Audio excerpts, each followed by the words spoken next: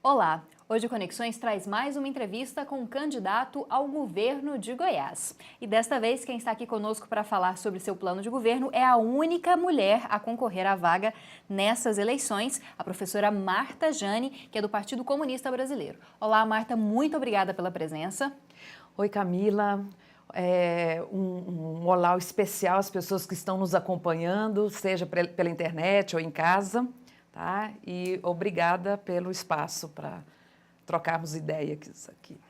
Bom, mas antes dessa troca de ideia, você assiste agora uma fala de 5 minutos do candidato ao Senado Federal, também do Partido Comunista Brasileiro, PCB, o Antônio Neto. Antônio Neto, candidato ao Senado pelo PCB, numa campanha de protesto e de denúncia, de ressaltar, inclusive, que o processo eleitoral não alterará a vida das pessoas, muito pelo contrário, é um processo já viciado há algum tempo, em que a maioria dos eleitos receberam patrocínios, por exemplo, do agronegócio, das indústrias, do setor de serviço, do empresariado goiano. 80% dos candidatos a federal e estadual, patrocinados por esses empresários de Goiás, foram eleitos nas últimas eleições. Bem, nós não temos rabo preso com ninguém, estamos apresentando um programa eleitoral que tem alguns eixos.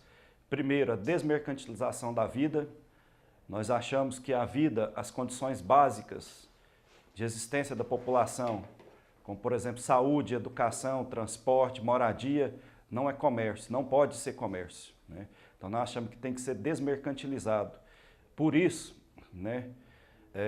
que tem tido tantos problemas e tantos protestos nos 2 últimos anos, 2013 para cá, em relação à saúde, à educação, ao transporte, principalmente esses 3 itens. Moradia também, com as ocupações em São Paulo recentemente, então nós achamos que o primeiro eixo é desmercantilizar a vida, isso na campanha nacional do PCB e que nós vamos trazer aqui também para o estado de Goiás. Do mesmo jeito que a desmercantilização da vida e ligado à socialização da produção da vida. Então temos que reverter todas as privatizações que foram feitas, reverter todas as privatizações, socializar a produção da vida e com controle popular. Então, ligado a esses 2 eixos da desmercantilização, da socialização da vida, o poder popular. Vou dar um exemplo muito simples, de forma muito simples, para fácil entendimento. Por exemplo, o transporte funcionar aqui em Goiânia ou em qualquer capital brasileira, vamos acabar com a CDTC, que está recheada de empresários, e políticos que têm conchavos ou jogo de interesse com esse empresário, e criar um Conselho Popular do Transporte, e que tenha poder na mão do povo. Quem vai decidir o funcionamento do transporte é o trabalhador, a dona de casa que usa ônibus, é o estudante, a juventude. Também estamos vindo nesse processo eleitoral, denunciar a própria eleição, e eu, do PCB, como candidato ao Senado, a gente vem propor o fim do Senado. Uma das questões centrais, até esses dias, um colega jornalista me perguntou quais suas propostas no Senado, primeiro, na 730. Antes de falar das propostas, quero dizer, porque antecede, nós estamos defendendo o fim do Senado. Não tem sentido no Brasil ter 2 câmaras legisladoras, a Câmara de Deputados Federais e o Senado. O Senado acaba funcionando como uma Câmara alta, com mais status que a Câmara dos Deputados, e que perpetua as oligarquias existentes no Brasil, com resquícios da velha história brasileira, a velha política do toma lá da cá. Perpetua as oligarquias que nós vemos muito bem perpetuando no poder, por exemplo, no Maranhão, Sarney, Aqui o Marconi foi 2 vezes governador, se reelegeu, depois saiu, foi para o Senado, agora volta ao governo. Então vai perpetuando nos estados as oligarquias. Há muitos senadores, a maioria deles passam pelos cargos de executivo, de governadores estaduais, depois uma temporada no Senado e depois voltam ao executivo estadual. Então o Senado acaba tendo muito essa função, uma função de uma Câmara alta com mais status do que a Câmara de Deputados Federais e que perpetua os mesmos velhos dominantes, na política brasileira.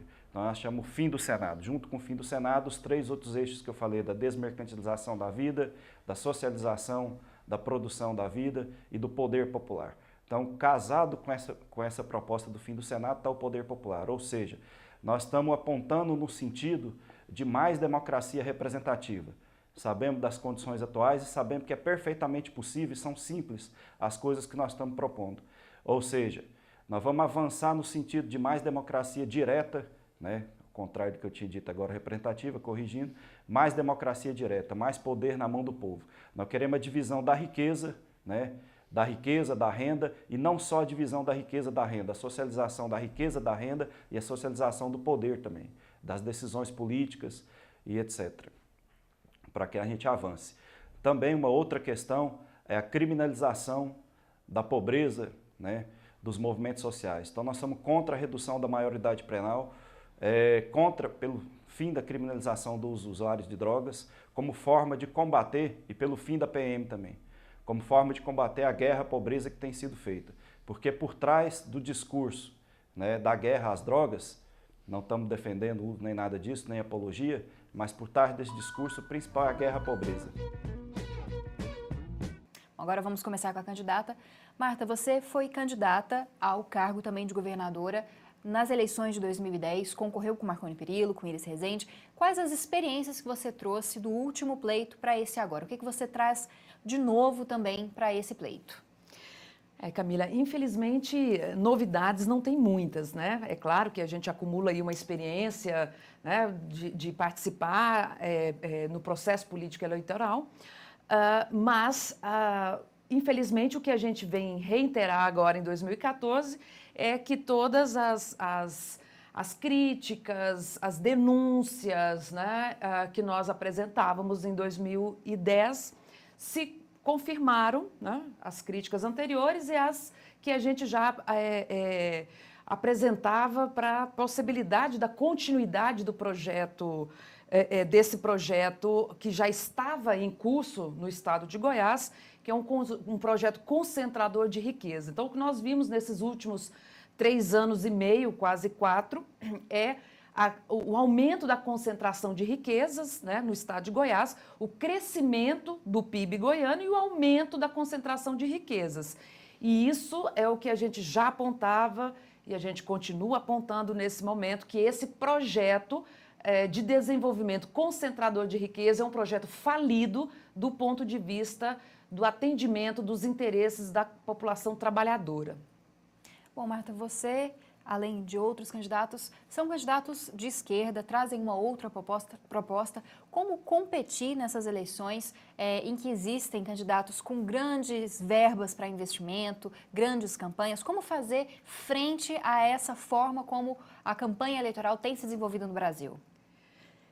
Nós não fazemos uma campanha eleitoral no mesmo molde, portanto, o nosso mecanismo de debate político é diferente desse mecanismo que a política tradicionalmente tem feito durante o momento eleitoral. Essa campanha com carreatas que percorrem aí 7, 8, 10 cidades por dia, sem olhar no olho do trabalhador que está ali acompanhando, né? Cheia de cabos eleitorais pagos, né? Pessoas pagas nas esquinas das cidades balançando bandeira. Quer dizer, esse tipo de campanha a gente não faz, a nossa forma de fazer campanha eleitoral é discutir a política de fato e discutir a grande política. Nós temos aproveitado esse processo eleitoral para trazer como pauta dos momentos de intervenção que a gente tem tido, né, debates, entrevistas e tudo mais, temos aproveitado para trazer o debate da grande política, que é o modelo de desenvolvimento de fato do Estado, né, apontando quais são as consequências nefastas para o próprio ser humano, né, esse processo de mercantilização da vida humana, né, e apontando também quem são os responsáveis e os representantes desse projeto aqui no estado de Goiás.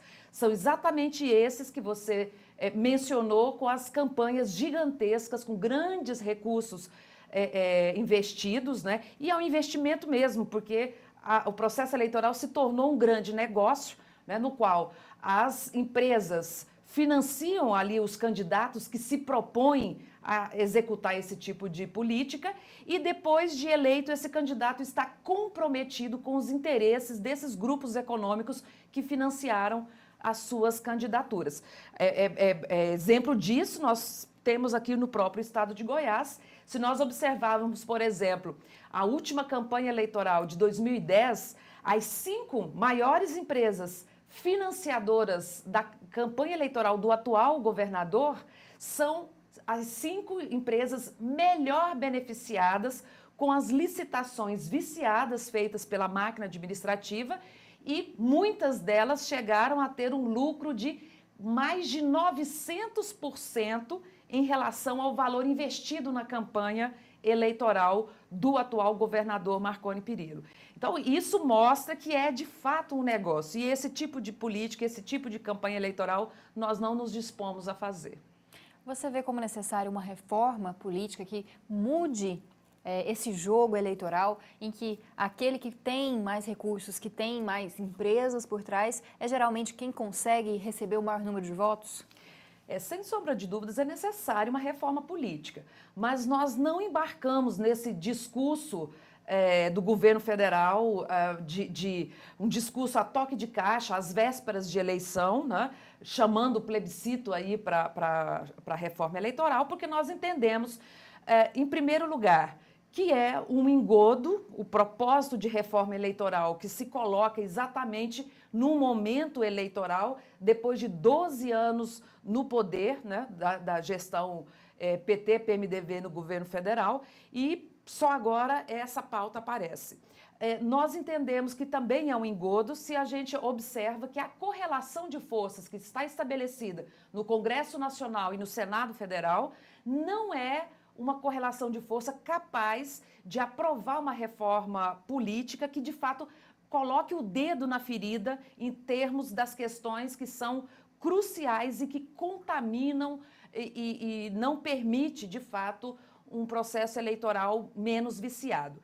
E, por outro lado, porque nós também acreditamos que uma reforma política só fará sentido se ela vier inserida numa completa transformação e uma transformação radical da sociedade brasileira e particularmente da sociedade goiana, que é o caso que nós estamos discutindo.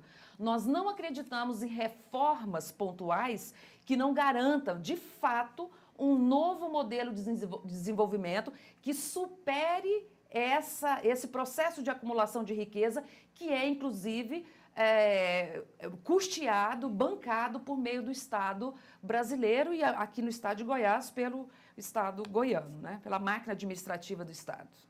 Um outro ponto falando também de política, Marta, você é a única candidata ao governo do Estado, como a gente disse no começo. Temos também uma única candidata ao Senado Federal. A presidência, a gente felizmente tem mais candidatas, mas o que a gente vê é que a mulher ainda parece um pouco desligada da política, parece não encontrar um espaço na maior parte dos partidos e principalmente para esses cargos mais altos da política. Como é que você vê a participação feminina, principalmente aqui em Goiás, a participação da mulher aqui em Goiás na política? Bom, a política tem sido ainda, né, tem se configurado ainda como um espaço extremamente machista, né, um espaço dominado pela lógica masculina, né, e muitas mulheres, quando se dispõem a disputar esse espaço, se colocam em papéis masculinizados, e aí eu não estou falando de uma questão de uma dimensão sexual, eu estou me referindo a uma dimensão do tipo de posicionamento. Por exemplo, se a gente observar no governo federal, governo Dilma, nós temos pouquíssimos avanços, eu diria praticamente nenhum, na pauta específica da questão das mulheres, né? Aqui no estado de Goiás nem se fala, nós vivemos ainda um espaço, uma sociedade que se pauta por relações ainda coronelistas, né? Não só no que se refere às pautas das mulheres, às pautas específicas, mas em relação ao comportamento do Estado goiano, da máquina administrativa, em relação, por exemplo, aos movimentos sociais de uma forma geral, né? Nós entendemos que as mulheres precisam, nós mulheres, né, precisamos avançar e muito nas pautas específicas, desde da questão da participação política, né, dos espaços de intervenção política, de decisão, né, porque mesmo quando nós estamos ocupando determinados espaços políticos eletivos, seja nas câmaras de vereadores, nas assembleias legislativas, né, na Câmara Federal, Senado, quase nunca as mulheres ocupam ali as mesas diretivas dessas casas legislativas, né? O espaço do judiciário é um espaço extremamente masculinizado também, né? Então, nesses espaços de poder, espaços de decisão política de fato, eles precisam ser ocupados por mulheres também.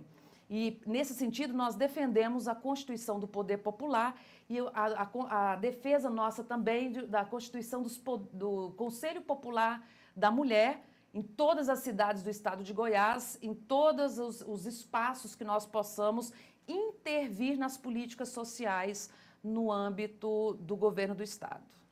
Bom, Marta, a gente termina o primeiro bloco por aqui, mas a gente continua falando mais sobre política também, sobre os planos de governo de Marta Jane. Não sai daí.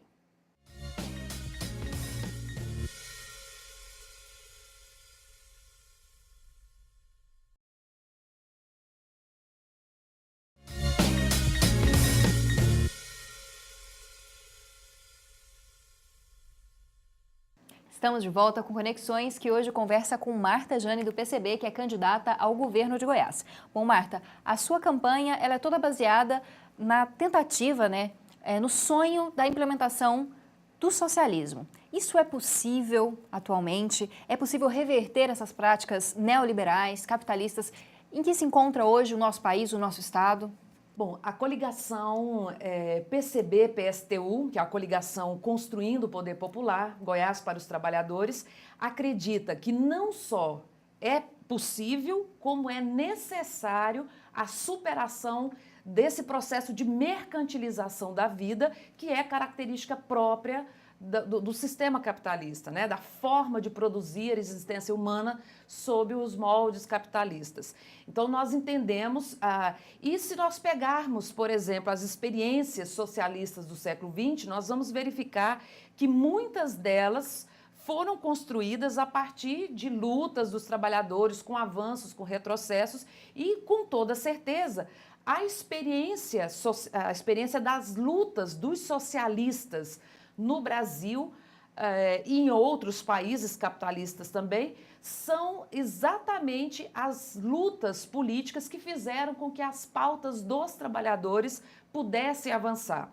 As conquistas que a classe trabalhadora tem hoje são conquistas advindas das lutas de socialistas, comunistas, anarquistas e pessoas que, mesmo sem se denominar a partir de uma corrente filosófica desse pensamento, ainda assim estavam lutando juntamente com esses grupos comunistas e socialistas para fazer avançar as condições de trabalho, né, no país. Nós estamos vivendo um avanço, né, dos ataques aos direitos dos trabalhadores, mas estamos vivendo também uma retomada e uma reorganização das lutas socialistas no Brasil e em outras partes do mundo. Então, nós entendemos que é sim possível e nós já estamos fazendo isso, né? O Brasil já tem feito isso. As manifestações do ano passado e que permanecem, né, vão ter continuidade, estão tendo continuidades e continuarão a partir do momento em que a crise se faz mais presente na vida das pessoas, é a expressão do fato desse cansaço que a população brasileira e goiana, particularmente, já se encontra de um processo crescente de aviltamento dos direitos dos trabalhadores. Você falou muito também da participação popular, de chamar as pessoas a participar mais da vida política. Como fazer isso, já que hoje a gente tem alguns mecanismos já existentes, conselhos, reuniões, assembleias públicas, mas que parece que ainda não conseguiu atingir a grande população, as pessoas ainda não se veem realmente atores da política. Como fazer isso? Como angariar essas pessoas para participar da política e para tomar decisões também? Essa questão é um processo formativo, de fato, né? E aí, aproveitando que nós estamos dentro da universidade, acho que a universidade é um espaço formativo, né, para além da formação profissional, da própria militância, né? Muitos dos militantes do Partido Comunista Brasileiro hoje, do PCB aqui em Goiás, foram formados na militância no movimento estudantil aqui dentro, na militância acadêmica, né, também, e na militância das organizações sindicais, organizações de trabalhadores, né? Esse processo de participação, ele tem sido uma demanda cada vez mais crescente e, diga-se de passagem, justamente por estar sendo um espaço crescente, né, da ocupação das ruas aqui em Goiás e no país de uma forma geral, nós temos também lidado com a crescente opressão por parte do poder constituído em relação a esses mesmos movimentos. Nós vimos avançar aí o ataque, né, ao direito de manifestar, o ataque aos movimentos sociais organizados por parte do próprio Estado, que representa aí essas forças conservadoras nesse momento, por meio do massacre mesmo das pessoas que estiveram nas ruas, e nós pudemos presenciar esse abuso de poder ocorrendo em várias circunstâncias. Isso também é formativo, né? Viver essa experiência real, concreta, é extremamente formativo. Nós chamamos, inclusive, trabalhadores, estudantes, para estarem nas ruas conosco, porque além de ser um espaço formativo, é o espaço, de fato, que fará avançar as lutas dos trabalhadores, as nossas demandas. É a única possibilidade que nós temos, efetivamente, de fazer avançar os interesses e as necessidades da classe trabalhadora. Portanto, a rua é o nosso lugar, é o lugar da luta. Bom, Marta, e como diminuir essas desigualdades, que foi uma outra coisa que você colocou no início? Como diminuir essas desigualdades, a concentração de renda? Goiânia, que é considerada a cidade mais desigual da América Latina, o estado de Goiás também muito desigual, com agronegócio e com pobreza na outra ponta, desigualdades extremas. Como fazer para resolver essa situação, pelo menos minimizar esse problema? Bom, em primeiro lugar, já fazendo gancho com o que eu estava falando anteriormente, nós não acreditamos que esse processo será revertido sem muita mobilização dos trabalhadores, sem um acirramento mesmo da luta de classe, que, com toda certeza, será também combatida por parte do poder econômico e dos seus representantes, né? Seus representantes eleitos, inclusive, para as câmaras legislativas e para o governo estadual, federal, enfim, eles estão em toda parte, né?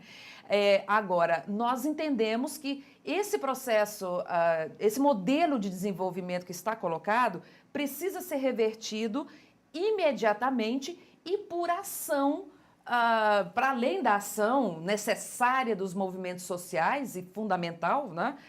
No âmbito das ações do Estado, nós entendemos que é possível, sim, fazer avançar um processo de distribuição de riqueza. Se nós tivermos as prioridades do Estado revertidas, nós podemos avançar e muito nesse aspecto. Nesse sentido, nós defendemos aqui no Estado de Goiás uma ampla e irrestrita reforma agrária para que possamos, de fato, distribuir terras com uma política que priorize a economia, a agricultura familiar, a agricultura camponesa, no sentido ali de trazer as condições para desenvolver o trabalho ali no campo e a produção e garantia da soberania alimentar. Nós garantimos, só um detalhe, quando a gente fala em desenvolvimento e distribuição de riquezas, quando a gente pega, nós entendemos que o emprego, né, é um elemento fundamental para que se distribua a riqueza. É preciso estar empregado, é preciso estar produzindo de forma autônoma e bem, enfim, né, estar inserido no mercado de trabalho também. Esse processo de distribuição de riqueza no campo, de reforma agrária no campo, possibilita a quantidade maior de empregos e uma quantidade muito maior de produção de riqueza que permaneça no estado de Goiás. O agronegócio, ao contrário, constitui-se de grandes latifúndios, produz-se com um baixo percentual de empregos, né? Menos de 25% dos empregos que estão no campo estão nas fazendas do agronegócio. 75% dos empregos que estão no campo estão na pequena agricultura, na agricultura camponesa.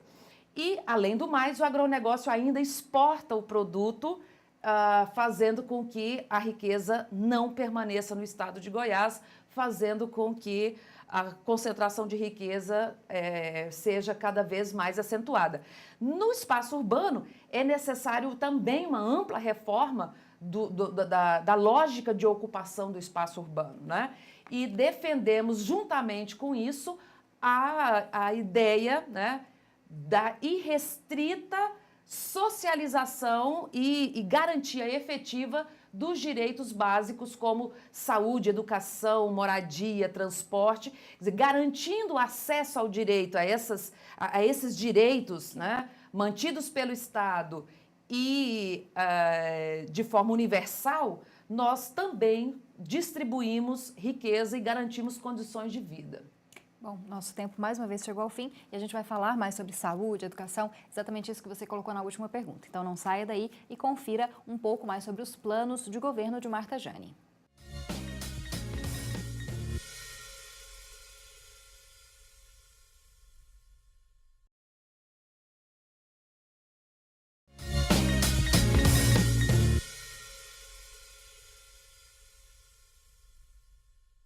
Esse é o último bloco do Conexões de hoje, que conversa com mais um candidato ao governo de Goiás. Dessa vez é a única candidata mulher, Marta Jane, que é professora e candidata do PCB. Bom, falando um pouco mais sobre as propostas de campanha, você falou de saúde, educação. Quais são as propostas para a área da saúde inicialmente? A gente tem uma polêmica aqui no estado de Goiás, que é a questão da transferência da administração para as organizações de saúde, as OS. Qual é a visão da sua candidatura em relação a essas OS e o que deve ser feito em relação à saúde? Bom, Camila, acho que é importante a gente fazer uma síntese rápida, né? O programa de governo da coligação PCB-PSTU propõe, nós poderíamos sintetizar em 3 eixos fundamentais e básicos antes de chegar na questão das OS e desse modelo de gestão da saúde pública que vem sendo implementado no Brasil e particularmente aqui em Goiás. Esse programa de governo é também um programa político, né? O PCB não faz programa de governo que não seja contemplando o seu programa político, o programa partidário construído congressualmente e tudo. Nós poderíamos sintetizar, como eu disse, basicamente em 3 eixos, que seria a desmercantilização da vida, que é retirar tudo isso que é garantido constitucionalmente como direito, né, da população, direito do povo, de uma forma geral, do âmbito do mercado.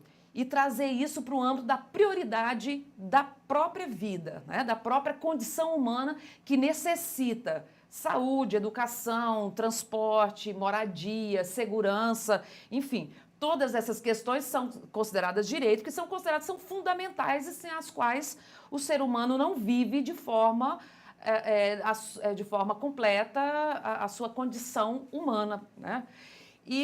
Então, desmercantilizar a vida significa que esses direitos sejam de fato garantidos pelo Estado mantidos, né, publicamente, de forma pública, e garantidos pelo Estado de forma universal. Um outro eixo para a gente pensar isso são as condições políticas para que essa desmercantilização ocorra. E aí nós estamos discutindo e defendendo a necessidade da construção do poder popular. E aí a construção de conselhos populares em todas essas áreas, né, em todos os bairros, cidades dentro do estado de Goiás, seriam constituídos conselhos populares para que a população pudesse, de fato, tomar decisão. Quer dizer, não são conselhos consultivos, como o governo federal está propondo. Nós estamos falando de conselhos decisórios. que possa tomar direção das políticas públicas implementadas em todas essas áreas que são fundamentais para o ser humano. E o terceiro eixo seria a questão das condições econômicas para garantir isso. E aí nós retornamos à ideia da não privatização e da estatização de uma série de serviços que são fundamentais, uma série de questões que são atendidas hoje por meio do mercado ou precariamente por meio do Estado. E aí nós chegamos na questão que você perguntou, que é a questão da saúde. Nós somos terminantemente contra as organizações sociais que têm sido uma forma de instaurar o processo de privatização na saúde pública no estado de Goiás. Nós já temos hospitais com condições absolutamente diferenciadas uns dos outros, né? E isso é uma forma de dizer para a população, olha, a instituição gerida pela OAS, gerida pela iniciativa privada, funciona. A instituição gerida pelo Estado não funciona. Portanto, qual é o caminho? Privatizar todos os hospitais. Então, nós estamos denunciando que esse é um caminho que está sendo pavimentado para garantir a privatização da saúde pública no estado de Goiás. E somos terminantemente contra e estamos reiterando essa denúncia em todos os espaços que a gente está tendo oportunidade. Bom, Marta, você como professora que conhece a sala de aula, que conhece a realidade da educação em Goiás, como ator, como atriz mesmo desse processo, o que você pretende fazer na educação do estado de Goiás? O que deve ser mudado também em relação a essa questão do plano de metas que foi instituído pelo atual governo, que mudou muitas coisas, principalmente para o professor em sala de aula. O que vocês devem fazer caso eleitos? Bom, sobre educação, né? Complementando toda a discussão que foi feita anteriormente, especificamente no campo da educação, nós temos dito e reiterado várias vezes que qualquer candidato que disser que vai garantir qualidade da educação sem garantir maiores aportes de recursos para serem investidos na educação pública, estará mentindo.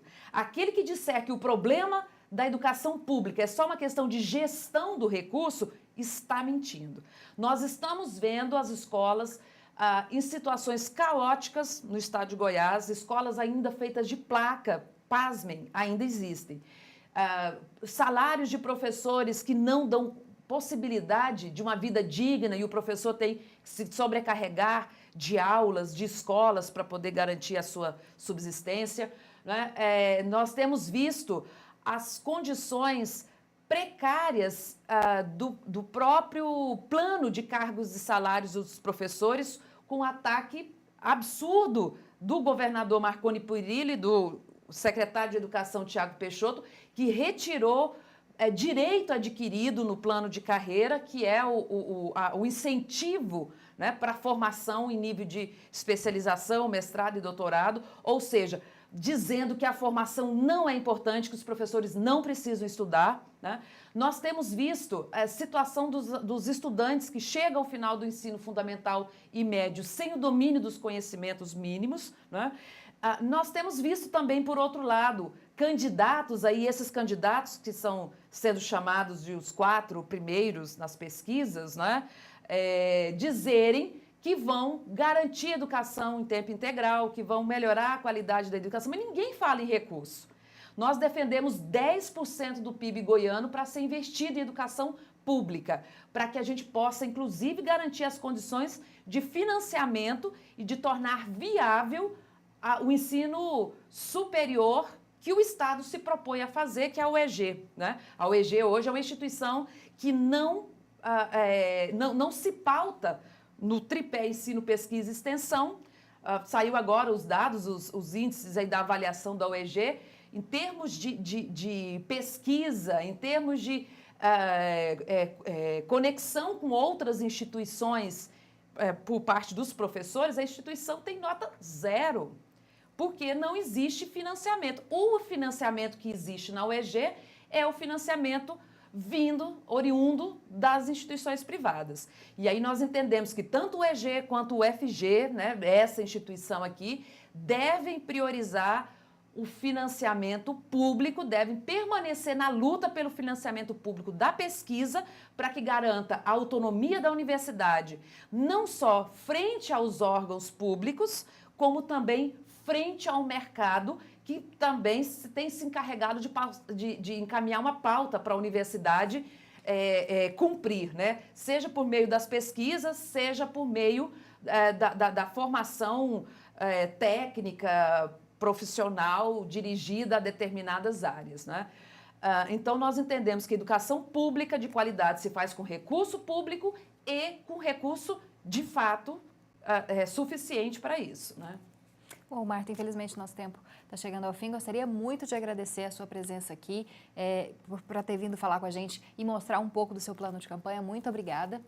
Eu que agradeço a Camila, agradeço toda a equipe que sempre nos recebe muito bem por aqui e agradeço imensamente as pessoas que nos acompanharam, que estiveram aí. Quero convidar vocês para acessar o nosso site pcbgo.com.br e conhecer um pouco mais as nossas propostas. Nos acompanhar no Twitter e no Facebook também para ter mais informação a respeito do que nós estamos propondo para o Estado de Goiás. E você acompanha as próximas entrevistas com candidatos ao governo de Goiás no próximo sábado. Bom, e você pode acompanhar todos os programas que já foram produzidos no blog do Conexões. E também pode participar dos programas mandando sugestões de pauta, perguntas ou críticas para o e-mail ou para as redes sociais. Eu te espero no próximo sábado, às 5h30 da tarde. Os horários alternativos são no domingo, às 9h15 da noite e na segunda-feira, agora às 7h30 da noite. Uma ótima semana para você!